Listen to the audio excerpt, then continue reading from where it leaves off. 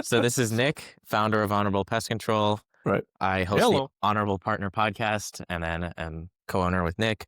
And then this is John. John, thanks for coming on. Certainly. With Thank you, sir. HMB Group. Yes. He owns a digital marketing agency. Awesome. So you were just telling us about this lady with like 200,000 followers you have. Yeah. So I have been working with the YouTube influencer is Dr. Nail Nipper. She is a podiatrist out of the Minneapolis area. I met Judy probably 6 years ago. Actually, I was virtually introduced to Judy. I have never met her in person, but we built her channel from having 5,000 to 215,000 subscribers in a couple of years. She started off she created a video that had a ram's horn nail. And again, I say this because my wife also is a local podiatrist, so I understand some of what Judy does. But so she years ago put a 2-minute video that had 0 sound on it of this ram's horn nail from a patient of hers. Suddenly it had 1 million views. What does that mean? Ram's horn nail. Yeah. So on your toenail, if you look at it, it usually goes straight up. Well, this one goes straight up and then to the left or to the right. Okay. So it's a ram's horn toenail. So, okay. And so, but she put this up. It was 2 minutes, 15 seconds. No sound, no nothing. Basically had a title and no description, and she got 1 million views. And it was like, oh, how do I monetize this? So one of my wife's suppliers was also a supplier vendor for Judy. He was like, I think I know someone who might be able to help you. That was me. We were introduced. And since then, we have grown our channel. We do, it used to be we would do like Callus Tuesday and Feature Friday.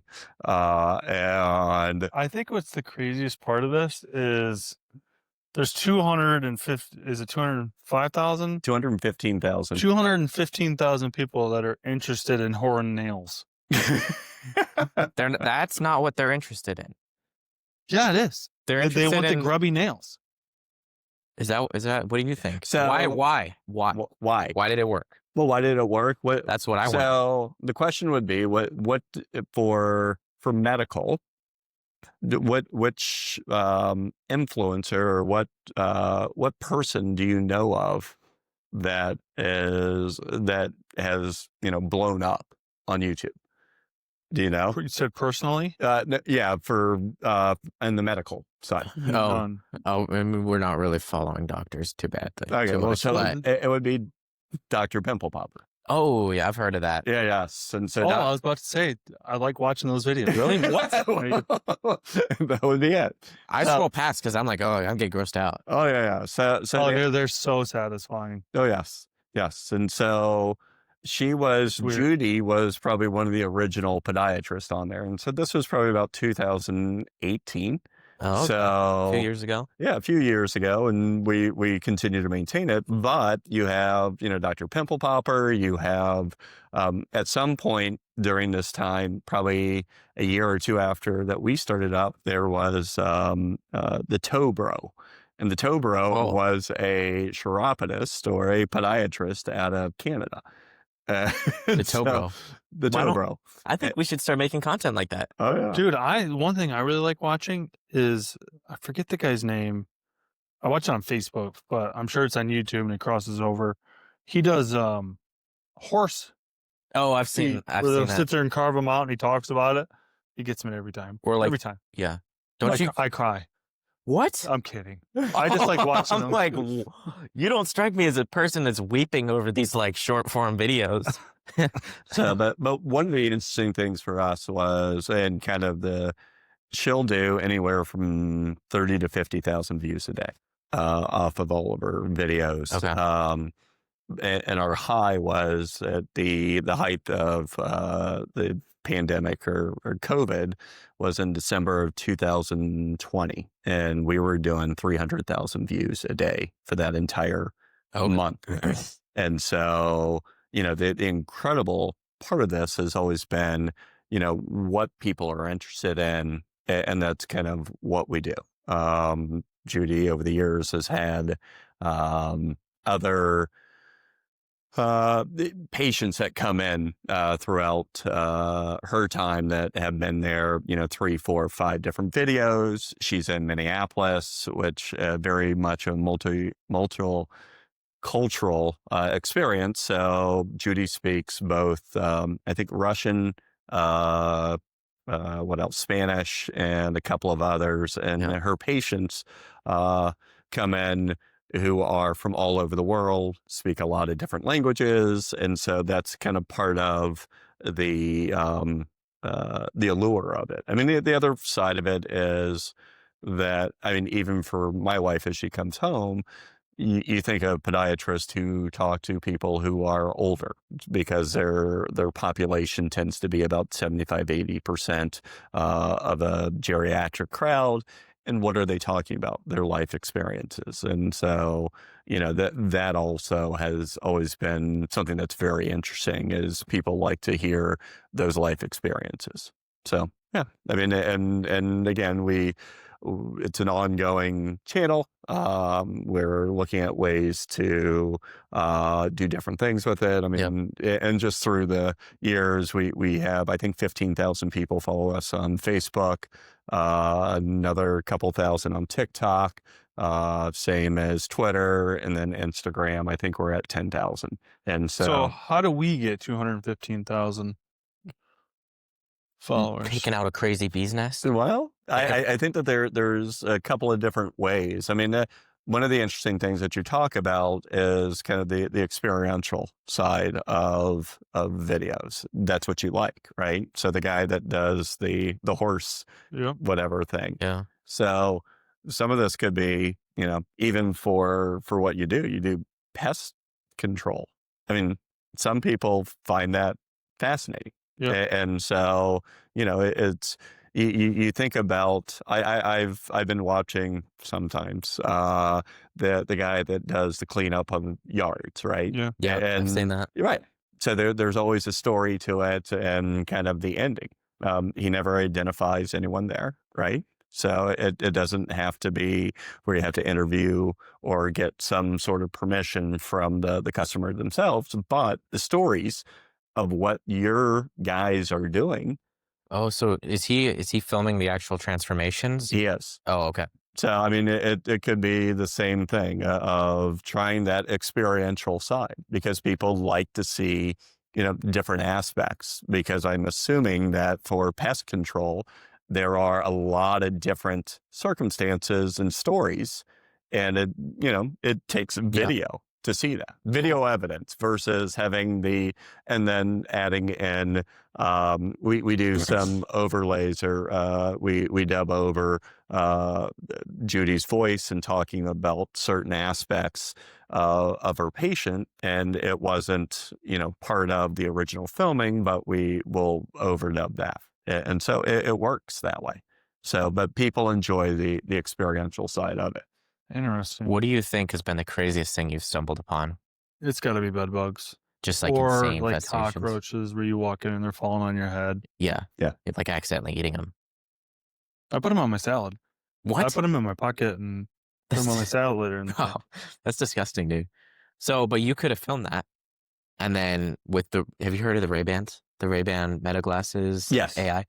They record and it looks just like your glasses there. Yes, it does. Yes, We're it going to does. put that on one of our technicians and he's going to film the crazy stuff that we deal with. Well, I mean, at some point it can be crazy stuff. It can also be just the everyday. Well, And because a lot of times people have questions because of what you do professionally, right? Yeah. oh, And 100%. it's that, and what you're doing is you're not only entertaining, but you're educating. And so that's, while it's interesting to watch people, or that idea of feet, or the, whatever that the reason why they come to watch, but most people come to watch the videos because they want to be educated. on what Judy does with Yeah. her patients. And so that education, things that they may or may not even know to ask questions on. So I guess we could do a series where you go with the glasses and treat, and each video will just be like, so if you're a homeowner and you want to treat X, this is how I would do it with homeowner materials. And then maybe at the end you can be like, but if you don't want to do that, you can always hire us or you can always call us. Right. And again, part of it could be the story behind it. I mean, so we got this call, X, Y, and Z customer needed this, Yeah. but we found this. Yeah.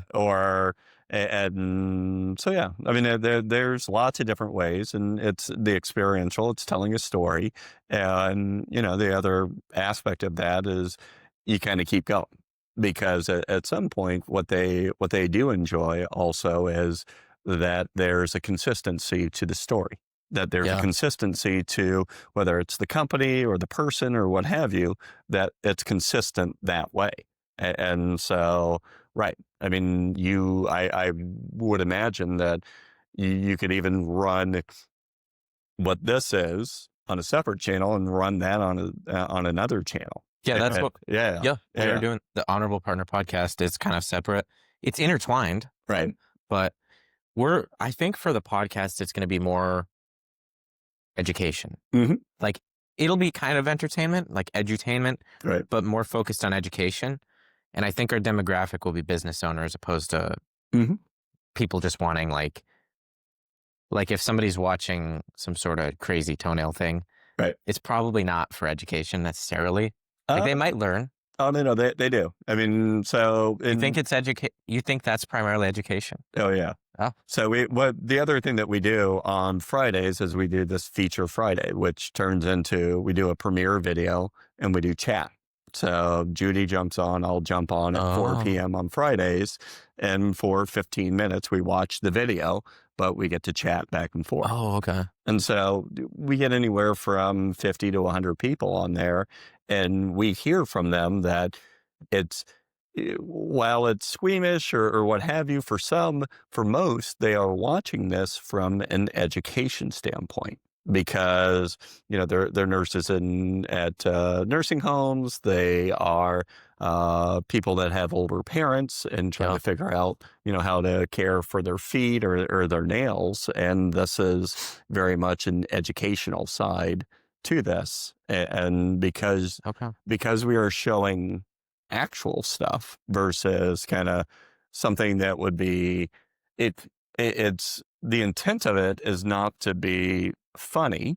The intent of it is to show something that is real life, which it is, because it's a patient visit, and you get to see what the nails actually look like or what the work is being done. And so that's the education side to it, and that's what most people come to watch. Okay, that's interesting. So we need to do an educational side. Yeah, but I don't think it would work without the entertainment side. Oh, no. Well, I mean, but there's still entertainment to it. Yeah. There is still entertainment to the fact that you filmed it. Yeah. I mean, for most, and again, this kind of goes along with some of the things that I do with my digital agency. It's the fact that video is always entertainment, right? That's why people sit on their phones, that they watch videos. And whether whether it's for business or for whatever, there is always an entertainment side. Kind of, unless to it. Well, okay, but what about a tutorial on fixing a bike? So I'm a use case then. I don't care. I don't want you to sound crazy. I don't want the camera. I just want to know how to fix the bike. Sure, but I agree with that. But I could also give you a manual and you could read it and probably be more educated on that versus watching someone. But what's the educational side to it? There is an engagement side to it, and that's the entertainment side. There's the education side, but I could learn more by reading a manual than I can most likely of watching a video. Because that video probably is not being as thorough as it should be as a manual would be. So there's that engagement side, and that engagement includes some small portion, the entertainment side of watching a video versus, okay, I got to read. Because let's face it, a lot of people don't like to read. I don't get like I reading. get what you're saying. It's not that you're looking at the entertainment. Oh, it's got to be funny. It's not about that. It's, hey, this to do this right, you got to move this bolt, this bolt, this That's bolt. the times, yeah. But most of the time, when people are using digital content, it's not like that. But if I am, like, I'm going to do some work on my car, I do not want it to be entertaining. I want it to be as instructional. Just tell me how to do this and not die, like, after I do it. when I drive. You're saying the same thing. It's literally the same thing. It's not the entertainment. It's knowing how to do it. Yeah, that's like an instructional setting. You're saying yes, That's all. but you're basing it off of someone tripping somebody, and we all watch them fall, and then we laugh. But it's not every video is like that. Yeah, 100%. Well, and even at the same time with the educational side to it, you're going to remember the guy, right? So because he was. I mean, that's true. He was really good at what he did. So now he becomes, a personality to you. Yeah. He becomes a brand to you. Is that somebody like Alex there's Hormozy. education to that, but that's also kind of you're right. The entertainment side, that he becomes a personality, and I'm going to keep watching his videos. What do you think that split is between education and entertainment? Like, what do you think for maybe even for that channel you work with? Mm-hmm. What do you think the perfect split is for that channel? Or is there not really like a split? I wouldn't say there's a split. Okay. I would say that there's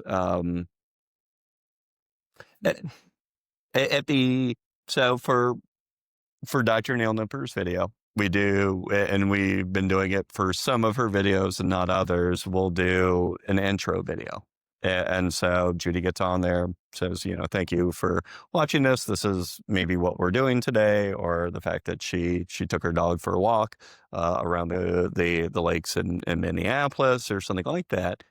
But the focus of the video, you never see her face and you never see the patient's face. It's all about the feet, right? And Judy working with her. So at some point, it's, again, the idea of, for the education side of it, it's, this is what she does, and not really the personality of her, until you had we started introducing the intro probably about 3-4 years ago. Okay. And so there wasn't so much of a personality that way, but yet even, years ago, we came up with a logo. And so it's Judy, or at least an AI caricature of Judy. And so that's entertainment. So you kind of knew that, Dr. Nail Nipper had this logo and had all of these videos. And so to me, there's the education side, but there's also the personality or the entertainment side, or the brand, which was Dr. Nail Nipper. And so that's the entertainment value that you're following someone.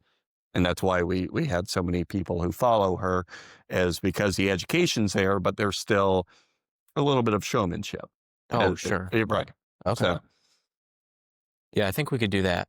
Film the cool video that's the base, and then maybe voiceover, or do an AI or something that's also like, we got this call for a crazy business. Now, if you have to deal with this yourself, blah, blah, blah, blah, blah.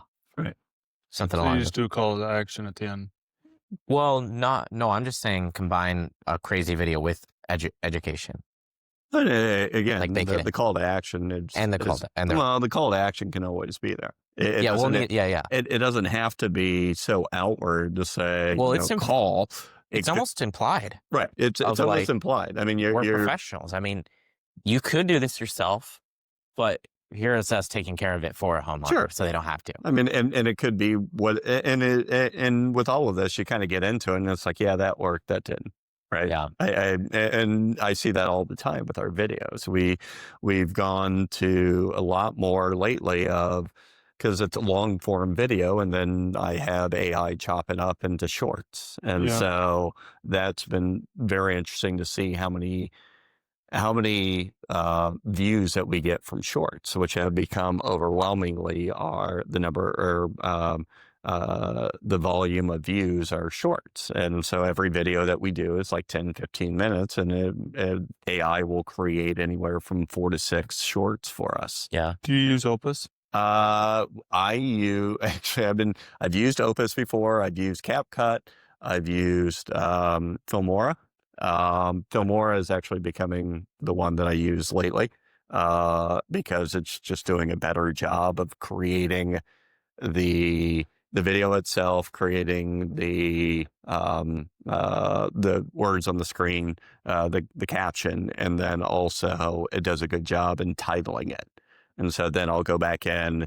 I can either use Filmora to create the content for the description, or I'll just take the caption as well as the title, throw it into ChatGPT, and have it come up with the description. But those are helpful to get more views. So tell me about like what you like to do with clients. Are you looking for more clients? Oh yeah. Always. If you are, what do you help your clients with? So for what HMB Group does as digital marketers, depending on honestly what the business is and what goals I can help them accomplish, I work a lot with affiliate marketers. And so affiliate marketers tend to want to move traffic to products and offers. And so what I'm doing is basically using the cutting edge of what affiliate marketers are doing today, which is not traditional marketing. And so what we're trying to do is be able to move traffic to offers, whether that's for local businesses and or larger businesses. So, we have certain tools that we help at a starting point with customers. I think before we were talking about a few of them that I was showing you, anything from using QR codes, NFC cards, to get video onto phones, or using wallet passes to have push messages to like a VIP group. And so all of that is aimed towards getting people comfortable with solutions that we have and showing them quick success. One of the things that we like to work on with customers is something as easy as Google reviews. Google reviews is probably the poor man's version of SEO because it's quick, it's easy, and you get instant results if you get a lot of reviews. How many do you need? It depends on what the local market looks like. Do we have enough? How many reviews do you guys have? 6 million. We're around 150. About 150. Because you deal with larger companies within this space, you probably need to go look around. My guess is that you're probably need more like 250, 300, possibly even up to 500. I think we're like 2 or 3 in the market. Okay. For the number of reviews. But when you compare it to like Orkin. Yeah. Massive companies and I was supposed to say their name, but big companies. People are naming. We had this where we were on the live radio, and you're not supposed to name names. It's only if you're slandering somebody. You aren't. Okay. So don't slander. Maybe just don't Orkin or right. But Terminex, like they have like select locations where they have like low Google reviews. It's because they spread it out over 100 profiles. Right. But that allows us to dominate in our market easier. Well, it can. I mean, and it depends on what you're even doing within your Google Business Profile. So, for instance, I have a local automotive mechanic shop, and we were able. I think we started off with like 50 reviews that they have. They now have over 400. And it's a process. It's an interesting process working with the owner because at some point for most people, it's like, hey, I do the work, give me a review. And he's like, well, no, we don't do it that way. His process has been that it's, I'm going to do the work. And getting your car fixed is not cheap these days. So people usually have sticker shock once they get the work done. Yeah. So then 2 weeks later, we'll send them a text or an email saying, hey, can you give a review? Because you now have waited for 2 weeks, and the satisfaction of having your car fixed now Yeah, I takes see that. over more than the shock You almost of forget getting, like how much it hurt to pay it. right. Yeah. So you're asking after 2 weeks then? Yes, we're asking after 2 weeks for that client. What software do you guys use? For that, we're using basic texting software. I have a platform that will create, it's a workflow. So you do it through Go High Level? no, I actually, for this one, we're looking at Go High Level, but I even have another platform that I use. Does a combination of that. Will send out a workflow with email and text. So you give a list. We can send out a workflow that, how many ever times you want to communicate with them. It will send out a direct campaign asking for a review or whatever else you would like. So I use Clicky, Mm-hmm. and then they have a sister company called Bravo. Yes. You ever heard of them? I know Bravo and like Podium, and there's some other ones that are kind Yeah, of, I think there's Applause. yes. I think is another one. Yeah. Now, what's a good conversion rate For that, for like customers to reviews?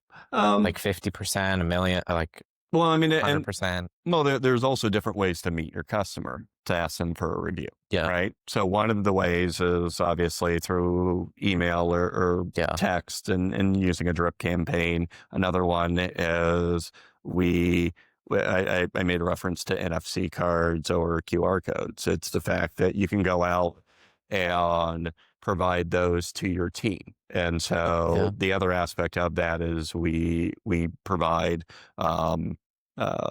metrics on how many times your team got a scan, how many times that converted into a review. And so there's also the fact that on a daily basis, you can bring in your customer list and send out the workflow so that you continually get customers that way. And so as a conversion, it really depends on the marketplace, the type of ask you're making, and honestly, at times, how well you're doing the job. Yeah. And so, and this is what I tell my customers, it's the idea that if people are really looking to give you a bad review, they're going to seek out your business profile. Yeah. But if you go ask them, it is more likely that they're going to give you a good review. And so that idea of that ask is important because people are, genuinely trying to be nice and will give you probably a better review. Even if you deserved a 4-star, they're going to give you a 5-star. And there's just some psychology to the idea of asking for it versus those people that go to search out your profile or to give you a review are more likely to give you a bad review. Yeah. But in the overall scheme of it, it's a fact that's why you want to keep asking. As for every one bad review, you have 20, 30, 40, even 50 good reviews, and all of that washes out. But also it shows that that these are real. And that you're getting real customer feedback. One of the other things that we do with our software is the first screen that they'll come to, it's a thumbs up, thumbs down. Did you like what we did? Thumbs up, it'll take you to the review. Thumbs down, it'll take you to a form to ask you, what do we do bad? And or what didn't work for us? And then that gets sent to you so that you can correct whatever the issue was. And so that way you're also kind of stymieing if a bad review was going to come in that you can you almost catch it. Yeah. And they love it because they're like, wow, they care, they listen. That's exactly it. So, and the other part of our platform is the fact that you do that. The next thing it will do is it will put it onto your website as both a social proof and also wherever you want for your reviews. The third thing, it will use AI to go in and respond to that review. Okay. AI does a great job in just responding. Google doesn't give you credit for what you actually say. It gives you credit for how quickly you say it, though. Really? Really. So the idea that it gives credit to you for what they say in their review. Oh, it's because you write your own reviews, so they weigh it heavier. Yeah. Is So this for like SEO or what? yes. Okay. Yeah. And so, but they will not give you credit for what you actually say back to them. So it doesn't matter what you say; it more matters that you reply quickly. Yes. And have a reply. And What is the time frame? So for the way that our platform is set up, you get a review. There's a fourth step, which is then it will also go out and post to Facebook, Instagram, and Google Business Profile that review. If you only 5-star reviews get posted, and so it's a nice graphic as well as the written word within your post. And so the process goes that someone gives you a review, our system recognizes it. It will add to the website. It will do the AI response. It gets emailed to you. You have to approve it. And then also it can post to social. That can all happen within 5 minutes. So it is very quick. And, basically all of that is helpful for you from an SEO standpoint, because Google loves itself.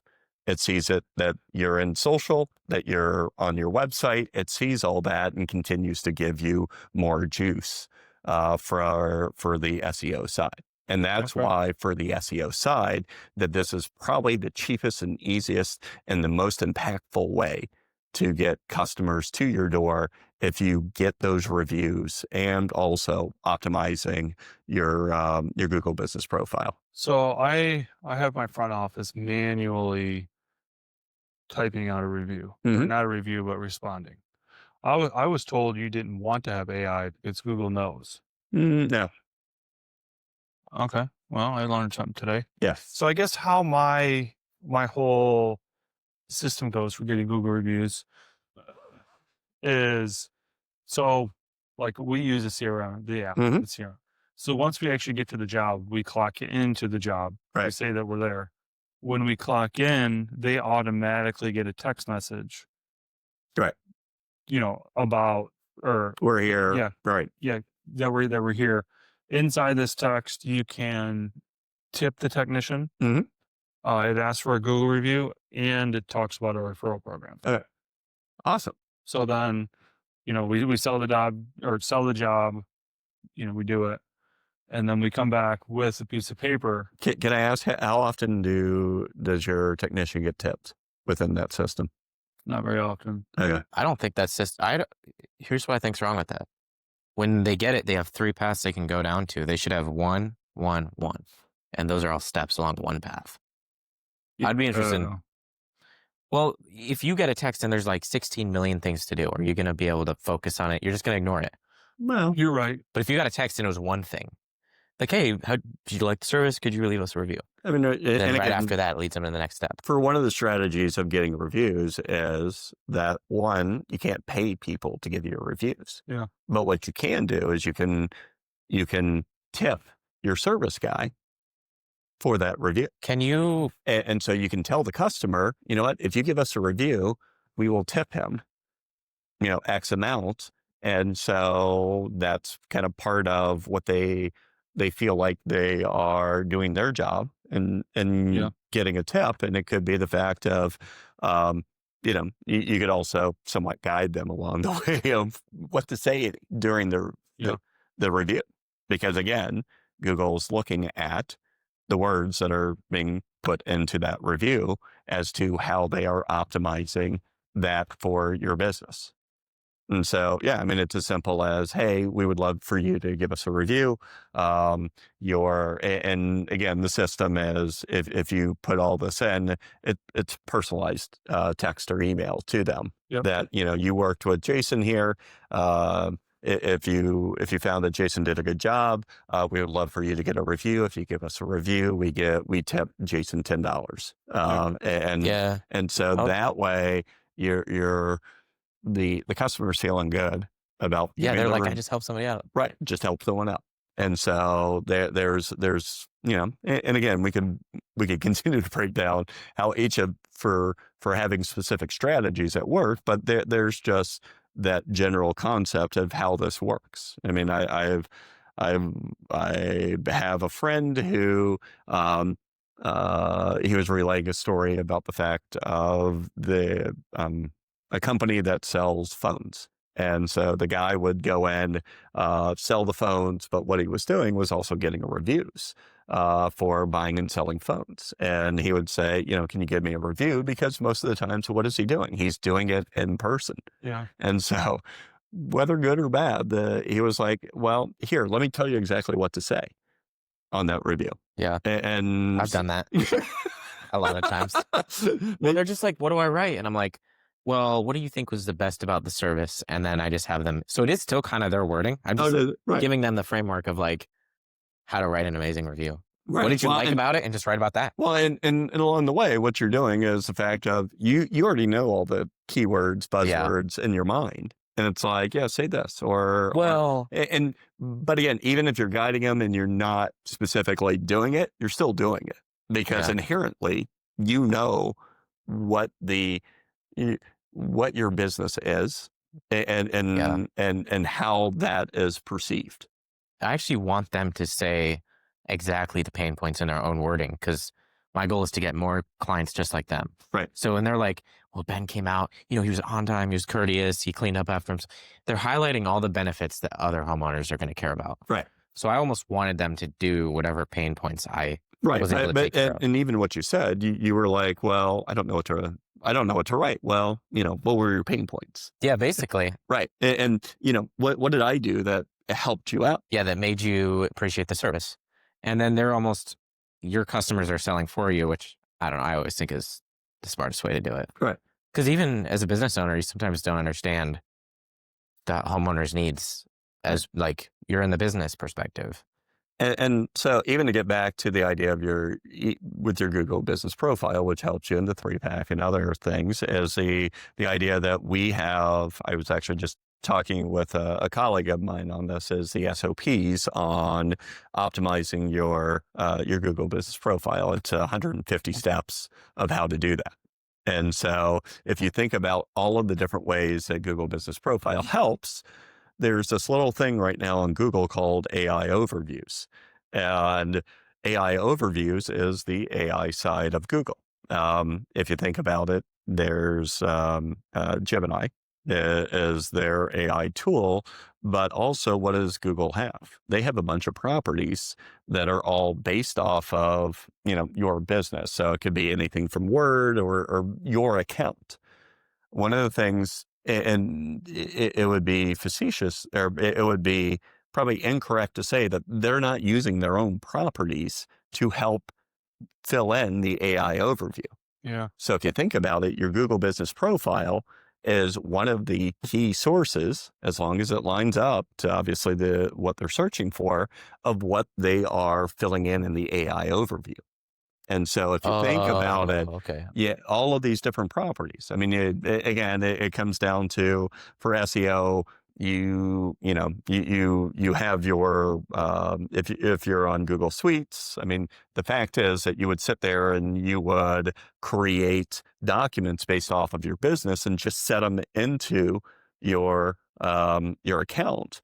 Because one, Google sees that as a backlink. Two, it's now reading what you have out in Google Sheets or Google Docs and using that as a way to help it write the AI overview. Interesting. Well, ChatGPT just pulled AI overview too. It can. I mean, very similar that's usually. again another service of what we look at, but using because all of these different AIs, there's what about 100, 150 created every month, different For ways real?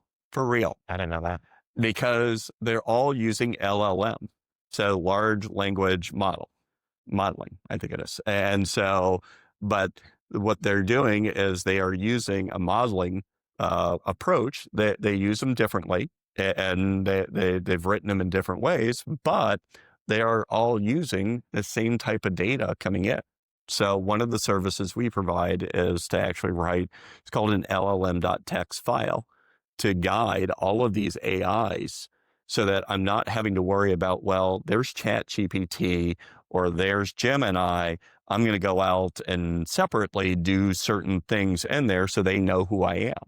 Yeah. It's like, no. On your website, you can create the correct type of file that now all of the AIs their bots are coming in and reading, so that you're not just doing one or two or three of the GPTs. You are hitting them all with the same type of information, which is important because, people are doing their searches, they're doing their comparisons, they are asking for. Is this like Alexa everything? It can be. It can be. Do you have Alexa? Yeah, I got it in my house. Try it with Honorable next time you're there. We have to self-audit the LLM. Oh yeah. We should do it. So, is this what you would bring to Honorable? Yes. You would do it. Would you do an audit? Yeah. I mean, that's the first step, is we would do an audit. There's two steps to this. There's an LLM.txt file that gets updated monthly. And then the audit side is the reporting on the back end after 2 weeks of what bots and what GPTs have come in, as well as what they're seeing. And so you continually update your LLM.txt file to help them see more and more, or help with your messaging. Yeah. Right. Do you have full control over this document so you can tell exactly what the AI is to say? Yes. When will that be patched? It seems like a life glitch. I mean, that's some of the scary part of it. Because people trust AI these days. I mean, you said you don't use Google. I don't. I used AI to find everything. Right. I don't even. Do you think any new business has to, I guess any business has to have this in their business? Yes. Is the value prop that you can control it this way? Otherwise, it's just pulling randomly. It's pulling randomly. Okay. Right. So if we do this, we control it. Right. You control it. And the idea of ultimately you're looking at the universe. What did I say? About 100 of these are being created. AI companies are being created a month. And so who are the winners and losers? You don't know. Yeah. And so, but also the idea of, well, I use ChatGPT. It kind of comes back to the idea of, for SEO. Who are the major players in SEO? Obviously, we know the big dog, Google. Yeah. But who else is in there? Safari, Bing, Microsoft Edge. Yahoo. Yeah, Edge. I mean, and so it's interesting because I have clients who, Google's nice, but honestly, I do better in Bing or Yahoo. Are we ranking on? We should see if we're ranking. I didn't even know that was a thing. Well, we should see what this I split thought is. everything was Google. Maybe Google's at 80%, and maybe we don't want to focus Well, on the 20. it can be, but I mean, it's also the idea that depending on. So I have one client, their population, or their customer population is older. And he's like, I do much better in Yahoo. I sell more often. And so that's where, for ads. Is there Yahoo ads? Like Google ads? Yes. Yeah. What? Probably. Yeah. So can you do an audit and see how much potential we have in these other search engines? Yeah. Okay. So is this going to be my slight edge against every other pest control company? It can be, yes. So SEO takes a long time to create. It can, yes. We already have a good base. Yeah, but like how long does this take to, like, let's just say I hire you today. To do the LLM.txt. So we're probably looking at is 2 to 3 months of being able to kind of dial in what this will do, because what we're doing is we're again, doing the upfront audit, adding in the LLM text, and then the reporting, again, is your audit every month to be able to dial in, is my content right? Is what I want to be found correct? And so that is the piece that's important, that it's a two-step. And so that we're creating the file, and then we're also doing the audit, the monthly audit, to make sure that we're dialed in. And the fact is that we keep going with this. Obviously the other piece of this is your content itself. Yeah. Not everything has to be on your website. I mean, you can make this so that. That's crazy. Yeah, I know that is. I mean, so there. But this was interesting to me because it will see documents that you could have locally, let's say on Google or wherever, and that you're still feeding in the information into this, but it doesn't have to be on your website. Yeah. So can you see how much, do you know what the split of traffic is from standard Google? No, okay, wait. So will this language model document that we can put whatever we want in, will that pull both in Google AI overview? It can. I mean, again, this is part of the audit. It's a fact of trying to see what it knows and, how to guide this in a way that makes sense for you. So for our listeners wise, like what is like a price range? Like if somebody wants to come to you.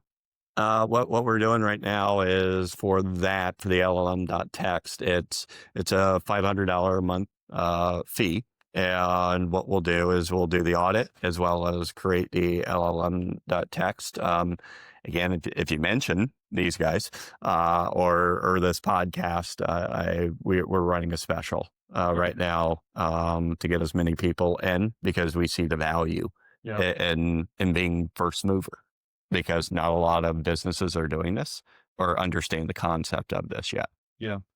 So I guess I got two things. Okay. So one is a Google review. Yes. And then one is, and these are both for my dad's company. Mm-hmm. He owns 2 funeral homes. He's struggling on Google reviews for the fact of, you just lost your mother or your father, and you don't want to go in their face and be like, hey man, can you give us a Google review? I hope we did a really good job. Bawling your eyes out. So we need like a 2-week break. Or a year? Huh? No, I mean, at some point, when does... When do you forget that you're when does he present the bill? Well, I mean, it's done in front. All right. So because most people pay up front, or, as things, they will pay. Yeah. So I would say 50% of all transactions are completely virtual. Right. So they never even stop in a funeral home. Right. Or even more. Oh, so really? my dad owns the 2 funeral homes they're in Florida. Mm-hmm. Not very many people are actually from Florida. Right. No, They go there to vacation. Shockingly, I am a native Floridian. Okay. So, really? and I know that a lot of people are not from there. Yeah. It's so, people get cremated and then you send their stuff off because their Right. family's calling in. Hey, my mom passed away there. So, like what would be like a perfect time for this? right. And I guess we'll go through this, but the other part would be, the AI or your service for my dad's funeral home. Right. Okay. So I mean, and again, it depends. I mean, to me, it's a fact of the idea of that 2-week waiting period. Yeah. I mean, at some point, the idea of probably doing a little bit of research as to in the industry, how do people communicate, right? Yeah. And when the right time, I could see the fact that you wait 2 weeks, you wait 3 weeks, 4 weeks, because at some point to present that right away is probably not the best time, because obviously a tragic event, which is a death, happened, and so most people are not too willing to immediately do that. And so I would do a little bit of A/B testing on that. I would understand, what works, what doesn't, and then kind of go from there as to coming up with the right process. As I said, we would do, part of it is you do a drip campaign. Yeah. So it can be the fact of you could almost even begin immediately to see if there's interest. Probably not. But even after that, so, on day 15, you would have it sent out as a text, and then 3 days later, you would send out an email, Yeah. right? And so, and then, you could go as far as, for 15 days throughout that, every 3 to 5 days, you could send it out, and then, do this for 3 months and figure out when they clicked Okay. on it, right? And so now you have some better data as to when was the right time to get that sent out. When did you get that click that they actually responded with a review? So that would be what I would think is a plausible solution for that, as well as getting the right timeline down. Yeah. Is going with the assumption that even with the car mechanic is the 2-week time frame, right? Do it in 2 weeks and kind of figure it out, and then we could map out based off of the drip campaign when the actual click happened that they made the review on. Okay. And so I think he's got between 50 and 60 Google reviews, but he has served 2,000 or 3,000 families in the last 2 years. Okay. So then, well, let's step back. So the other thing that can happen is, obviously he's got 2,000 to 3,000 worth of emails and phone numbers, possibly. Yep. So it's all in his CRM. Yeah, Dude, he could hit that and just. That's exactly it. So what you would do is there's something in Florida, especially in the funeral business, you can't sell that information. All So right. how does that work in that situation? Well, I mean, It's his information. It's his information, and so you would basically run it through the database. And so part of the drip campaign is, so Google doesn't want to suddenly see if we suddenly say on day 1 we sent this to 2,000 people, and they see 6 million views, right? Reviews come in, and you get like 200 reviews. in 10 seconds. Most likely, all of those will not be counted because Google will see those as fake. You'll drip it out over 6 months. Yeah, you drip the entire thing for 2 months, or for 6 months, for a year, and say, every week you would hit 10 people, and just run the drip campaign for those 10 people for that week, and then do 10 more people. And so it will run for whatever filter you want for the number of people to be sent that. And it would be wonderful to have, in week 1, you'd get like 3 reviews. In week 2, you'd get 2 reviews. All of these look very natural now versus, getting hammered on, day 1, you send this out to 2,000 people and you get, 200 reviews. I had 60, right? Yeah. That just looks so unnatural. It can be done, but that would look so unnatural to Google that they would discount all 200. You literally have like 300 reviews probably in that contact list. Oh yeah. At least. Well, not only that, so it's pretty much 80-20, cremation 80, funeral 20. They get minimum 50, 60 people for a funeral. Right. Oh. Yeah. Like, how else can we get reviews from everybody coming in the door? Maybe just like as they're coming in to grieve their loved one, just ask them. Giant ass. Leave us a 5-star, and then there's like we're gonna put a right above the casket. Get like a guy in some sort of costume, like a jolly. Leave us a 5-star. Da, da, da, da. So what other ways do they market? I mean, again, it's all referrals and very much underneath the radar, right? Yeah. I mean, it's not an outward. We're not running commercials. We're not doing anything from that standpoint. If I understand correctly, you could even have where you could buy, your package up front right? And Yes. then, at that time, then you don't have to worry about anything. Yeah. So, I mean, there's lots of ways of thinking about this as a way to get people in the door, but also for Google reviews. And again, the helpful side of that is the idea that, so even thinking about the other thing that I showed you, which was, hey, there's a video that you can run through a QR code. Yeah. And it's like, thank you very much for being here. We take everyone's feelings or whatever the messaging is into account. We hope that, you feel that you were able to grieve your loved one. And it's almost that personal message. Yeah. It- We even say in like the video, like, hey, we're gonna give you a text in 2 weeks when you have time to Yeah. to grieve Yeah. If you or a prep them, Google review. Just like prep them, Oh, yeah. essentially. he might be just overthinking it though. You really think people are going to understand it's the business and do it 2 weeks Yeah, later? but dude, usually when your mother dies, you're not in your right mind. I No. guess, yeah. You know? No, you're not. And so, but I mean, there's some people that, it happens, you move on. There are other people that, will grieve for Months. a lifetime. Yeah. And so honestly, there's a factor of that, but I think for what we're talking about, that time period would be good to consider and say, after that we can do certain things. We can message, we can do, a little bit of marketing per se to them, and whatever that looks like. So if people want to come to you for the Google review side, Mhm. how does this? Uh, How do the what is like a price range that you have?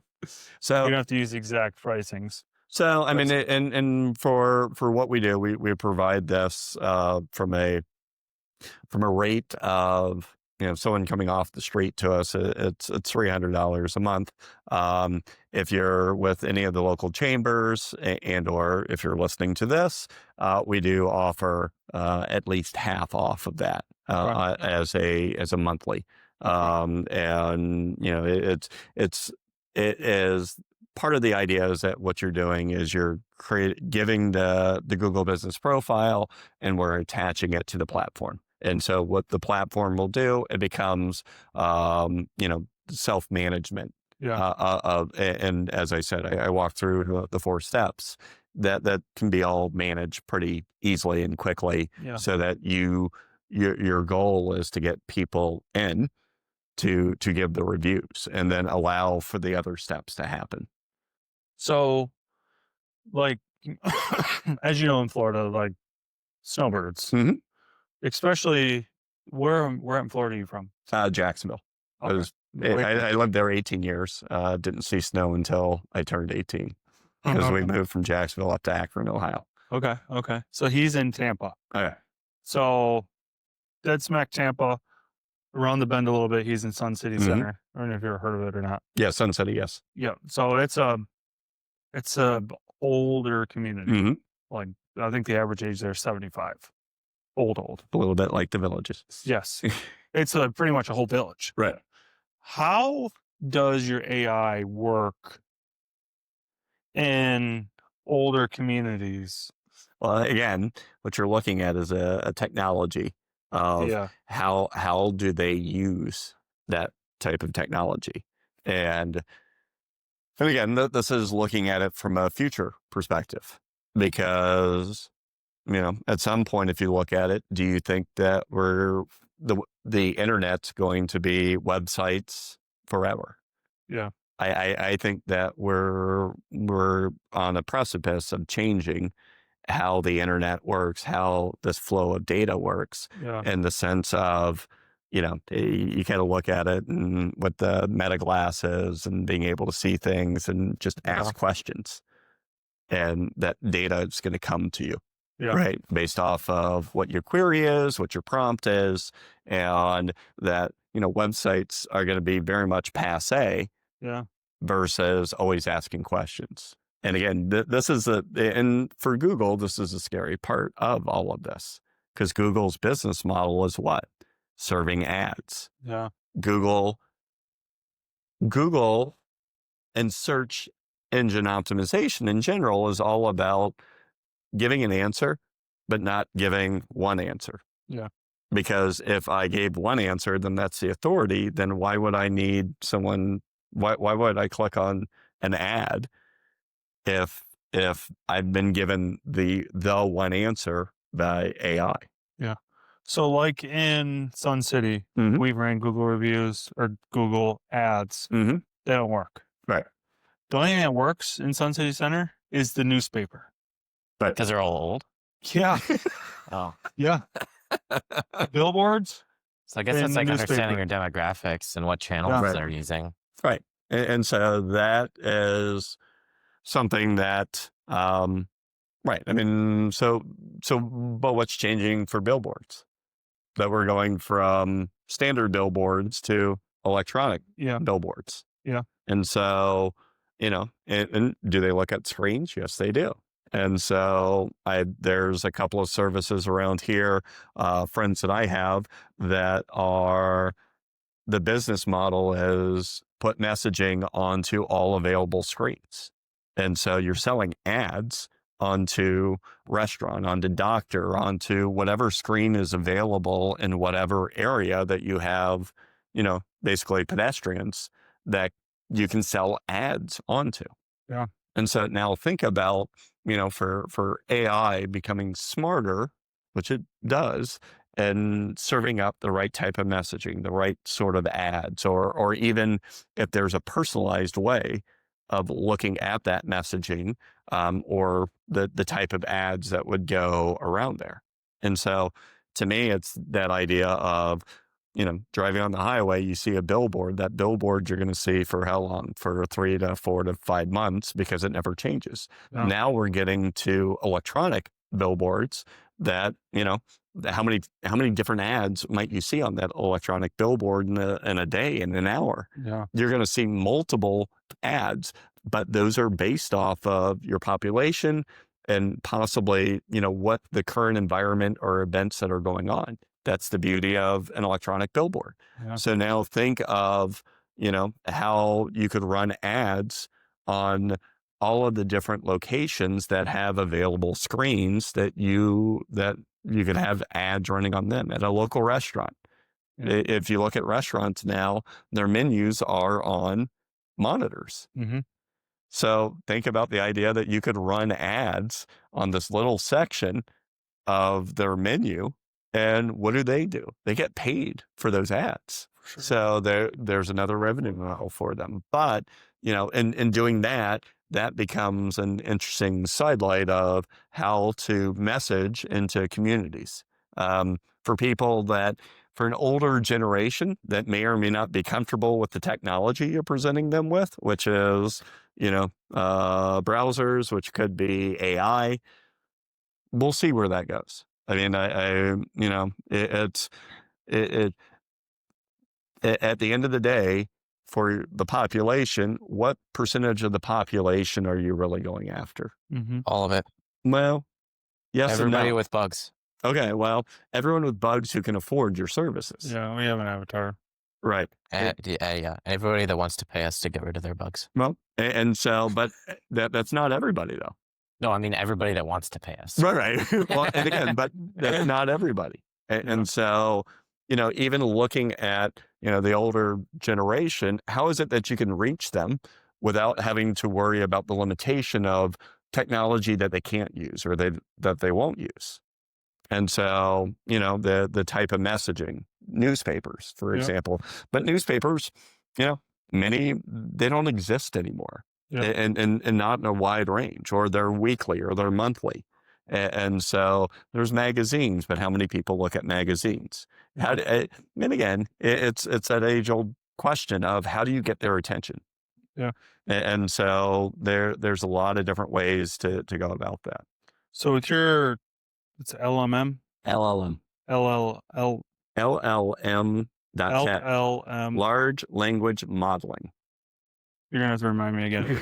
Either way, Limit. how can I?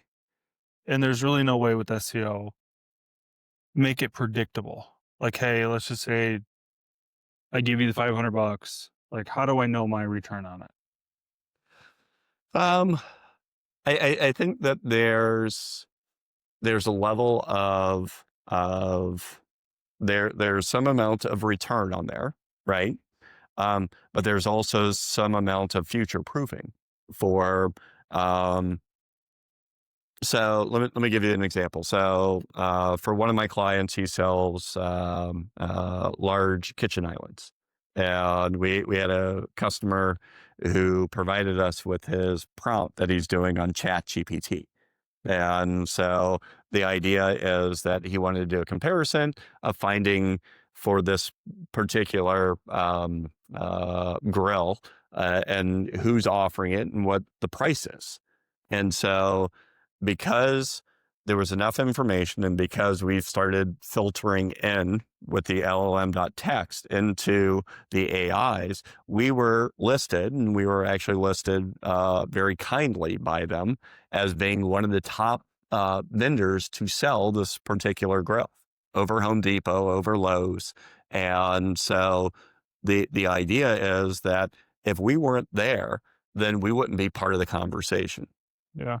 And then 6 months from now, if we're not there, we're still not part of the conversation. And who else isn't there? Who else, for the fact of larger businesses, they are more concerned about a national presence than they are about a local presence. And so now your conversation can be more about that local presence and what everything that leads up to someone making a decision about your business is based off of the prompts and the conversation they're having. I mean, I'm still stunned at the idea that, people will spend 2-3 hours chatting with ChatGPT. I know. It's crazy.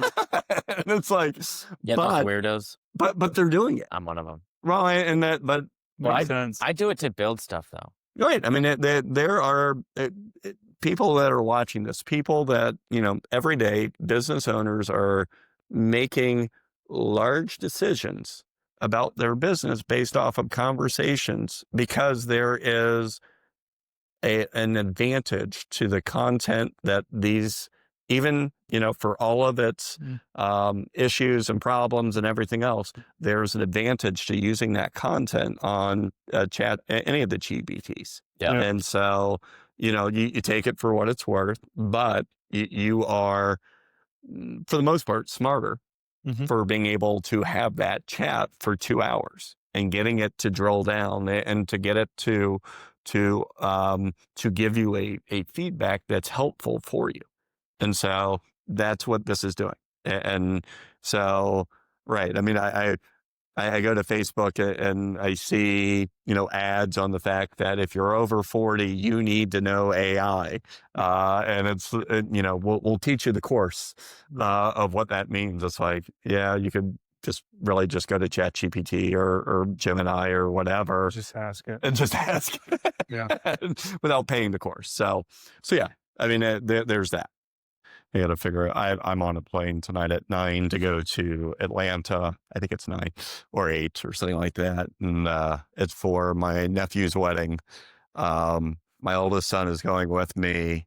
My 17-year-old is still trying to decide. He plays soccer for WCA, Washtenaw Christian, and they have a state tournament that they were supposed to have the game last night. And they didn't, so it's tomorrow night, and then the finals are Saturday. So it's like, okay, you can stay and play in that or go to the wedding. And the coach needs him because he, his one starter is out on defense, and that's what my son would be doing, is playing defense as a starter.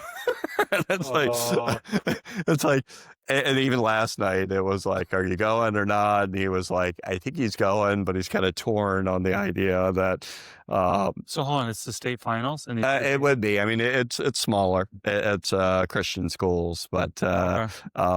yeah, it's like, okay, are you gonna go? And he also has he works for said automotive business that I do some marketing for.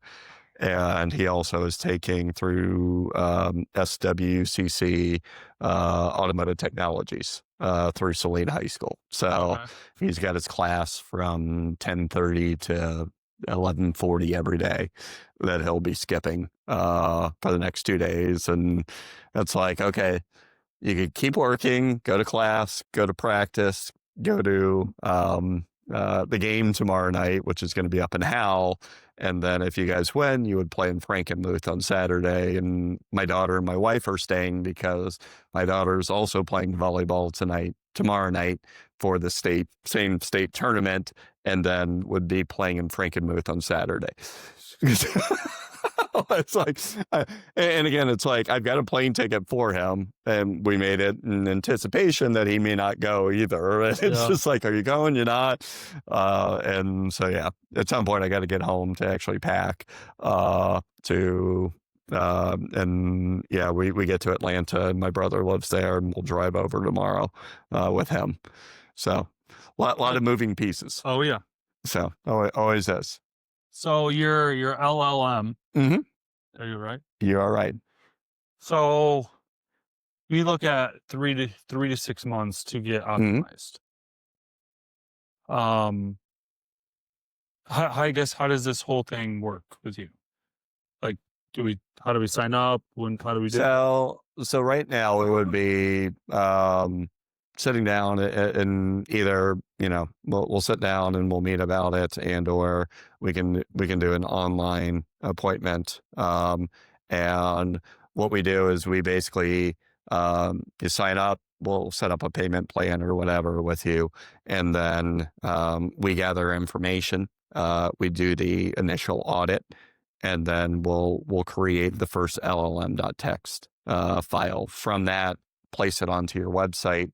And as I said, in 2 weeks, we'll take the temperature. We'll take another audit to see how it's working and in what direction we need to go based off of what it's telling us. Okay. And so that's kind of, you're dialing it in. Yeah. I mean, if you think about SEO, you're always dialing in what's working, what's not. Go ahead. So does this, like this podcast, we're trying to, we're having the videos put on the website. Mm-hmm. Like, would this help with? Yes. I mean, the other side of what you need to do is probably take the transcript of this, send it through, any of the GPTs, and say, okay, use that, use shorts, and create content all over your socials on this. Yeah. And so then attaching it, tag each of the businesses, and have them share it also. Yeah. Because the idea that, from this, we've been, I don't know, talking for an hour and a half, you could easily probably get a year's worth of social post. Yeah. And the other side of that is, especially for this is authentic. Yeah. And, people like authentic. People don't like, stupid or content that was written by, an AI, because it's not really authentic. Yeah. And so, there's a strategy behind using this to also find that audience. Okay. I guess the predictability of it. Right. How can I gauge this? What we can do is, part of that audit is to find that predictability. And is that what we're? Yeah. So to find that predictability and give a a better understanding of where you stand, and then being able to give the direction of how we are going to put each business or each of the content into the right or the right structure to get it found by AI. So, like, is there a way you could tell me, like, hey, to rank the best, you should either Ben and I or just Honorable Pest Control make these type of videos? Yes. And is that something I could work with you on? Of, Yes. hey, do this, do this, do this. Yes. Okay. Yeah. So, I mean, that goes with the audit. It goes with, having a better understanding of the business and, looking at keywords, at your, what people are looking for out there right now. Yeah. And so, there's a combination of all of that. I mean, as we talk about videos at the beginning of this, you look at it as a national scale, right? Or international, even at that point. But as a business, what are you looking for? You're looking for the local, regional to find your customer base. So someone who may love your videos in California probably isn't your customer. Correct. But the person that's locally here, that's regionally, that's your customer. And to do a better job in understanding what their searches are, what's trending here, to make sure that you find that, to then find your customer base here. Yeah. So we've been getting some Google or some YouTube views, but we don't know where they're coming from. You should know that's on the site. What? You were just literally talking to me about this yesterday. You were wondering. Yeah, there's a geographic breakdown. I don't know if we have enough views to actually show it, or we need to wait another 48 hours. But it'll tell us where. I don't know how detailed it'll get. Usually you can get down to the city, and right, you can get down to the city. You can understand, not each of the sessions, but you can understand how long they were reviewing it for. Possibly how they came in. There's a couple of different factors in looking at the YouTube stats. Oh, you knew this? Yeah. Oh, well, I thought it was a question you didn't know. I mean, it was I hadn't looked at it specifically. I wasn't sure until like yesterday. Oh, I talked to my buddy and I just looked at it. Yeah, we just need to wait another 48 hours. Okay. And it'll should show geographically where it is. Yeah. So, how can I get your company to be a sponsor of the podcast? Can we do it by referrals? Can we have a sheet that we can read at the beginning of every podcast, little breaks? How can we trade some service? Okay. Yeah, let's figure that one out. What I'd like to do is see, because I saw your Jackson TV video, but I haven't really looked at the videos from the podcast yet. So let me take a look at those, and we can maybe figure out what works between us. So between him and I, mostly him, we'll be doing 20 a week, 20 podcasts a week. So we're ramping up. Obviously, we built the whole thing just for meeting with business owners. So yeah, we plan on trying to really do this, just because we're trying to build as many partnerships as we possibly can. No, and I hear that. Yeah, so that's a great thing. But yeah, let's have let me look at a couple things with the podcast, and then let's kind of circle back around for. So how many podcasts have you done yet? This is our eighth one. Yeah. So we're pretty much fresh. Okay. Yeah. fresh. All right. Yeah, appreciate you coming on. Very good. Thank you. Appreciate it. HMB. Yeah. HMB Group. So, yeah, cool. Yeah, this is good. I was trying to get the trying to get the feel of what you guys were going with. If it was going to be more, you two back and forth, or yeah. So, because at some point you kind of were going back and forth, and I'm like, oh, okay, so this is going to be more you two as you talk to me, and kind of the side conversation you guys would have, but. Yeah, it was good. It was good. I've done probably 2 or 3 of these before, and this works well. Well, once we actually get this actually dialed in, we're trying to really figure it out. Could I see the video before you post it? Yeah. Okay. I don't know how to do any of that. Okay. I'll do that. I would, and again, I say that, and just I'd like to see it to make sure that I didn't say anything stupid or put myself into a box with it. Yeah. So I'll see if what we can do there. I can put it out to you. It's gonna be a big file, and I don't know how to send it to you. No, but I can probably put it on YouTube on private, and then you can just check it out there. Yes, you can. Yeah, that would work. Oh. And then, do you guys just do it pretty much unedited? It'll be pretty unedited. Yeah.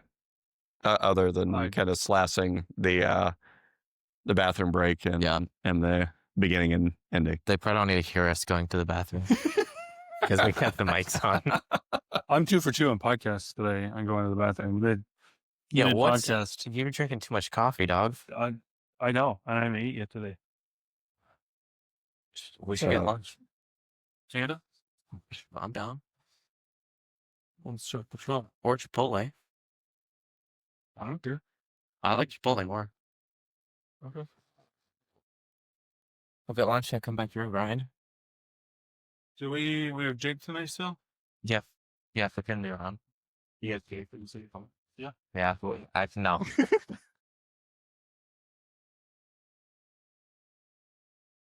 Catch. You had, 4 books today? Yeah. Well, no. Yeah. Yeah.